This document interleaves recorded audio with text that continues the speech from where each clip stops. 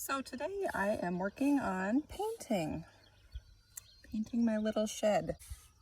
I was not 100% happy with the paint that I picked out. It's very thin, much more like a whitewash than a true paint in my mind. But I already had it and I had it opened and was working with it and didn't really want to have to take it back to the store. It was, to be fair, the cheapest paint on the shelf, so I should have known why it was so cheap. But it's doing the job and it's getting it covered.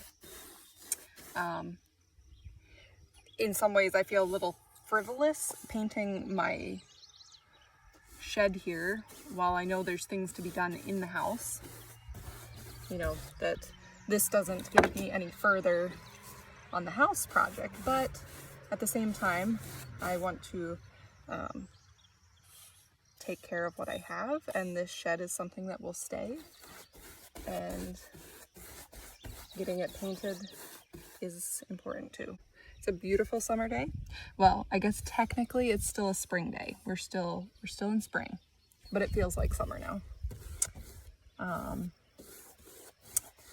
Kind of a side note, my plan was also to do some work in the house today, but I need to run into town before I do that, and while I'm there I need to pick up some wasp and hornet spray because I have hornets crawling not crawling all over my house. I saw at least 3 different hornets in the room that I'm trying to work in, and that is not a good mix, trying to work with a hammer and on a ladder and hornets. So I need to do some spraying. That is the problem when you have a house that you're working on that is not finished and has access to the outside all the time for insects. So yeah, that's problematic. But so here's one of my hornets. I'm trying to be very careful and quiet. Don't want to mess with him. Yeah, I gotta show you this beautiful view. I mean, there's garbage, but it's just really pretty. I'll show you. Here's my view as I'm standing here painting.